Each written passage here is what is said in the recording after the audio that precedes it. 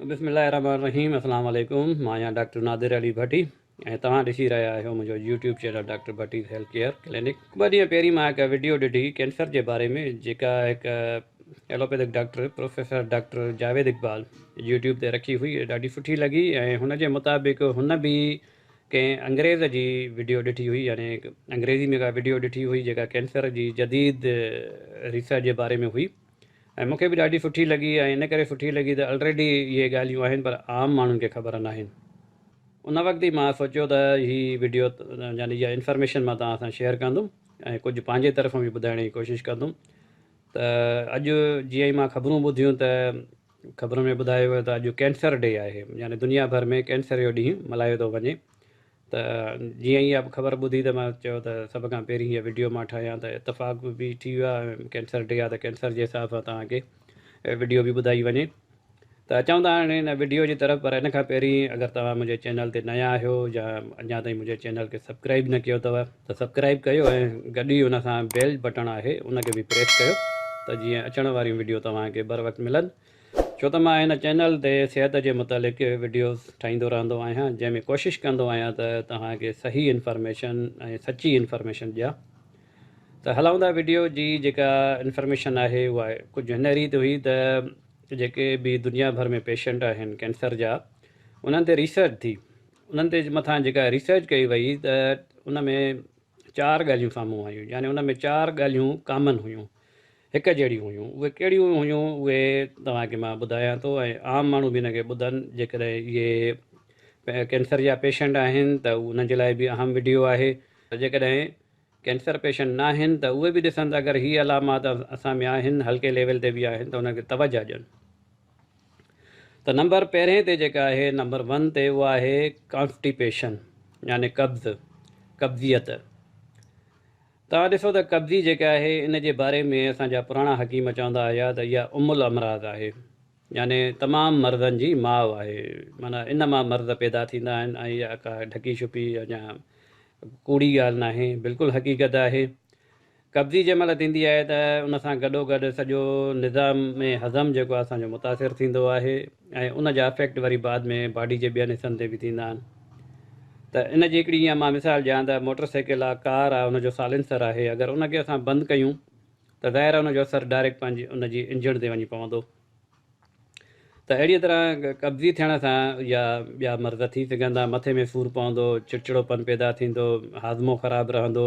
ॿिए नंबर ते जेका ॻाल्हि आहे उहा आहे एसिडिटी, यानी तेज़ाबियत जंहिंखे असां चवंदा आहियूं। तेज़ाबियत जे लाइ आम ख़्यालु इहो कयो वेंदो आहे त तेज़ाबियत मैदे में थींदी आहे। बिल्कुलु हुन में थींदी आहे, हुनजो घणो असरु थींदो आहे, पर इहा तेज़ाबियत न सिर्फ़ु मैदे में थींदी आहे बल्कि मैदे मां शुरू थी करे यानी इहा तेज़ाबियत पूरे खून में वधी वेंदी आहे। ऐं इहा ई तेज़ाबियत आहे। इन जी मां तमामु वीडियोज़ में जेके उर्दू में ऑलरेडी ठहियलु आहिनि, सिंधीअ में त ॿी वीडियो आहे मुंहिंजी, त उन्हनि में मां ज़िक्र कंदो रहंदो आहियां। हर वीडियो में कोशिशि कंदो आहियां ॿुधायां त इहे शयूं तव्हां हिननि खे हल्को न वठो, या बॉडी में एसिडिटी लेवल जंहिं महिल वधंदी आहे, pH लेवल जेके चवंदा आहियूं, त इहो कैंसर जो माहौल ठहंदो आहे। त इहा ॾिसो त इहा तेज़ाबियत छाजे करे वधी, इहा ज़ाहिर आहे कब्ज़ीअ जे करे वधी। ठीकु आहे, त अञा इन जो पाण में रिलेशन बि थी वियो। त तेज़ाबियत खे हल्को न वरितो वञे, उनखे बि तवजा ॾियो। नंबर 3 ते जेका आहे उहा आहे स्लीप डिसऑर्डर, यानी निंड सही न करणु, वक़्त ते न करणु या पूरी निंड न करणु। ठीकु आहे, त हाणे इहा निंड तव्हां ॾिसो त असांखे इस्लाम जेको आहे हिन जे बारे में केतिरो सुठो गाइड थो करे त उनजो तरीक़ेकार छा आहे। पर मां इहो तव्हांखे इस्लाम जी ॻाल्हि त ॿुधायां थो, पर ॿिया जेके मज़हब आहिनि जीअं हिंदुअज़म आहे, इन में बि तव्हां ॾिसो त इहे ॻाल्हियूं उन्हनि में बि आहिनि। ऐं ॿिया जेके बुद्धज़म आहे उन्हनि में बि इहे ॻाल्हियूं आहिनि, जेके रूहानियत ॾे कमु कंदा आहिनि, बुद्धा आहिनि या उनजा पंडित आहिनि, बाबा आहिनि, त उहे इन्हनि शयुनि ते अमल कंदा अथव। उनजी सिहत तव्हां ॾिसो त उनजी सुठी सिहत हूंदी आहे। त इस्लाम असांखे छा थो चए त इशा जी निमाज़ पढ़ी करे तव्हां सुम्ही पओ। अॼुकल्ह जे मौसम जे हिसाब सां इशा जी निमाज़ असां वटि 7:45 थींदी आहे, निमाज़ पढ़ंदे पढ़ंदे 8:15 थी विया, 8:30 थी विया। 9 बजे नथा सुम्हो त 10 बजे मुंहिंजो बि सुम्हण जो टाइम हूंदो आहे, पर मूंखे थोरी स्टडी करणी पवंदी आहे त कॾहिं कॾहिं 11 बि थी वेंदा आहिनि। ठीकु आहे, त हाणे 10 बजे सुम्हूं था त तक़रीबन 4 बजे असां उथंदा, 10 खां 4 असांखे 6 कलाक साउंड स्लीप असांखे मिली वेंदी। ऐं इहा जेकॾहिं कोई माण्हू करे थो त इहो तहजुद जो टाइम हूंदो आहे, तहजुद पढ़े थो, उथे थो, तहजुद थो पढ़े, त इहा दुनिया जी रिसर्च थो ॿुधायां तव्हांखे मां, साइंसी रिसर्च आहे बाक़ाइदे। त जेको इहो अमल करे थो त उनजी उमिरि वधे थी, यानी उहो जल्दी कुराड़ो नथो थिए, एंटी एजिंग आहे सुबुह जो सवेर उथणु। त इन जो असांखे त अलाह पाक तहजुद जी निमाज़ ॾिनी आहे, त तहजुद पढ़ण सां अञा असांजी जेका एक्सरसाइज़ थी वई, उथण खां पोइ जेको उज़वा बंदि थी विया हुया, खून जी सर्कुलेशन बंदि थी वई हुई, उहा वरी रवां थी वई, सुठे तरीक़े सां थी वई। पर असां दुनिया जी ॻाल्हि कयूं त इन में मां तव्हांखे हिकिड़ो मिसाल ॾींदुमि त भारतीय अदाकार आहे, इंडियन अदाकार अक्षय कुमार। त इहो तव्हां ॾिसो त अॼु ॾींहं ताईं हुनजो रूटीन सवेर उथण जो आहे। इहा पूरी दुनिया में बॉलीवुड में इहा मशहूरु ॻाल्हि आहे त उहो 4 बजे उथंदो आहे। ऐं पोइ त ज़ाहिर आहे उहो पंहिंजो जेको बि एक्सरसाइज़ वग़ैरह कंदो हूंदो, पर दुनिया में अहिड़ा ॿिया बि माण्हू हूंदा हुए, त सिर्फ़ु मां इन करे मिसाल ॾिनी तव्हांखे। नंबर चौथे ते जेका आहे उहा आहे स्ट्रेस, यानी डिप्रेशन, टेंशन, एंज़ाइटी।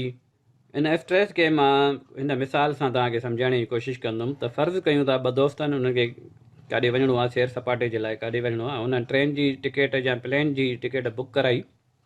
उहा उन्हनि खे ॿिए ॾींहुं 4 बजे मिली, 4 बजे मंझंदि जो उन्हनि खे वञिणो आहे, पंहिंजी फ्लाइट या ट्रेन पकड़णी आहे।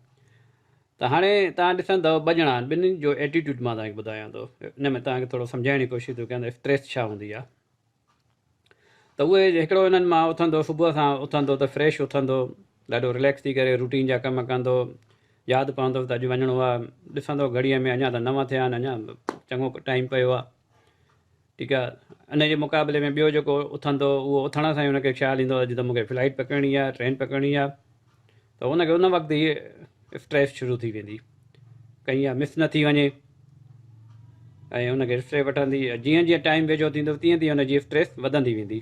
हुनजी स्ट्रेस वधंदी वेंदी त का शइ मूंखां रहिजी न वञे, ऐं या मुंहिंजी फ्लाइट या ट्रेन मुंहिंजी हली न वञे। इन जे मुक़ाबले में ॿिए जो एटीट्यूड छा हूंदो हो, पंहिंजी घड़ीअ में ॾिसंदो त अञा टाइम पियो आहे, 3 कलाक पिया आहिनि, 2 कलाक अञा पिया आहिनि। हाणे कलाक जंहिं महिल पुॼंदो त खणी उहो टेंशन वठंदो त बाबा कुझु पैकिंग करे वठां, पैकिंग करे, ऐं जीअं अधु कलाकु पुॼंदो फ़ोन कंदो, हा बाबा किथे हल त हलूं। त इहे 2 एटीट्यूड आहिनि। हुनखे तव्हां ॾिसो त उथण सां ई स्ट्रेस थी वई, एक्स्ट्रा स्ट्रेस हुन पंहिंजो वरिती। ऐं इहो हक़ीक़त आहे त इहा दुनिया में इहे एटीट्यूड हूंदा आहिनि, कुझु माण्हुनि में इहा शइ हूंदी आहे, नेचुरली बि हूंदी आहे।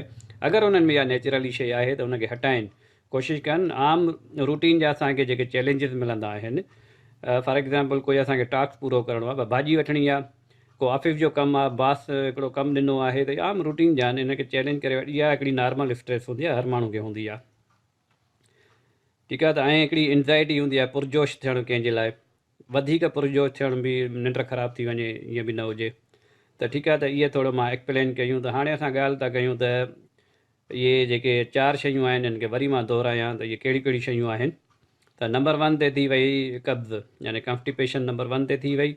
नंबर 2 ते एसिडिटी थी वई, तेज़ाबियत खून में वधंदी आहे, मैदे में थींदी आहे, खून में वधंदी आहे। उनखां पोइ उनजो निंड जो न अचणु, निंड सही न करणु, कंहिंजो पाण में वास्तो बि आहे। स्ट्रेस थींदी त मैदो ख़राबु थींदो, मैदो ख़राबु थींदो त कब्ज़ी बि थींदी, ठीकु आहे। अहिड़े नमूने सां मैदो ख़राबु थींदो त पंहिंजो एसिडिटी थींदी। हाणे एसिडिटी थिए थी त उनजे करे निंड बि ख़राबु थींदी, कब्ज़ीअ जे करे निंड, माना चइनिनि जो पाण में हिकिड़ो रिलेशन बि आहे। त हाणे तव्हां इनखे, इहे 4 ॻाल्हियूं आहिनि, इहे 4 ॻाल्हियूं अगरि सिहतमंद में आहिनि, सिहतमंद बि हिन ते अटेंशन ॾिए त इहे न थियणु ॾिए पाण खे। ऐं जेके सिहत जा जेके असूल आहिनि, एक्सरसाइज़ करणु, उथणु, वेहणु, सुम्हणु, निंड करणु, जेको बि आहे उन ते पूरी तवजह ॾियनि, पंहिंजे डाइट ते कनि। ऐं ख़ुदा न ख़ास्ता जेके कैंसर पेशेंट आहिनि, त उहे बि इन्हनि शयुनि ते थोरी तवजह ॾियनि, ऐं पंहिंजे जेको बि रूटीन जो इलाजु उन्हनि जो हली रहियो आहे, जेको बि तरीक़े सां हू इलाजु हलाए रहिया आहिनि, उन पंहिंजे डॉक्टरनि सां ताउन कनि, पंहिंजी डाइट ते तवजह ॾियनि। ऐं इहे 4 शयूं जेके असां ॿुधायूंसीं, त इहे अगरि कब्ज़ी वधीक सख़्तु आहे, तव्हांखां कंहिं टोटकनि सां नथी सही थिए, त पंहिंजे डॉक्टर सां ॻाल्हायो ऐं उन्हनि खे जेको आहे ॿुधायो। पर मां तव्हांखे पंहिंजे तरफ़ां हिकिड़ो ॿुधाईंदो थो हलां त तरफ़ला असांजो आयुर्वेदा जो या तिब यूनानी जेकी ज़बरदस्त दवाई आहे, इहो कैंसर खे बि तव्हांखे सही कंदो इनशाला, ऐं तव्हांखे नुक़सानु न कंदो। त तरफ़लो तव्हां पाण ठाहियो या किथां तव्हां पुछो त तरफ़लो मिलंदो आहे, पाउडर मिलंदो आहे, या हिन जे बारे में थोरी टिप थो ॾियां त हिन में आमलो पवंदो आहे नंबर 1 ते, आमलो, बहीड़ो ऐं हरीड़, वॾी हरीड़, कारी हरीड़ न, टे शयूं पवंदियूं तव्हां टई हम वज़न इन्हनि में बहीड़े ऐं हरीड़े में खल थींदी आहे, अंदरों खोखड़ी थींदी आहे। उनखे थोरो धकु वणंदव त उनजी खल मथां लही वेंदी, तव्हांखे थोरे करण सां तजुर्बो थी वेंदो। त उनजी खल असांखे खपे थी। ऐं आमलो तव्हांखे मिलंदो त उन में कुझु तव्हांखे वरी नंढड़ा नंढड़ा हिकिड़ो त कारी जेका खल हूंदी उहा त आमलो उहा असांखे खपे थी। बाक़ी उन में ॿिजनि जी जेका हूंदी उहा ॿिज चूंडणा आहिनि, थोरी सफ़ाई में थोरी महिनत करणी आहे। हाणे इहे टई शयूं जेके आहिनि तव्हां हमवज़न कयो, यानी की बहीड़े जी खल, हरीड़े जी खल ऐं आमले जी खल, इहे तव्हांखे आम पंसारीअ जी दुकान तां मिली वेंदियूं। उहे तव्हां वठी करे उन्हनि खे कुटे करे सफ़ूफ़ ठाहियो। सफ़ूफ़ ठाहे करे इन जो तक़रीबन 1 चम्मच कब्ज़ीअ जे लाइ राति जो वठो तव्हां। अगरि पेशाब वेशाब करण जी तकलीफ़ हुजे या उन सां पेशाब था अचनि त पोइ तव्हां सुबुह जो बि वठी सघो, पर कब्ज़ीअ जे लाइ राति जो असां ॾींदा आहियूं।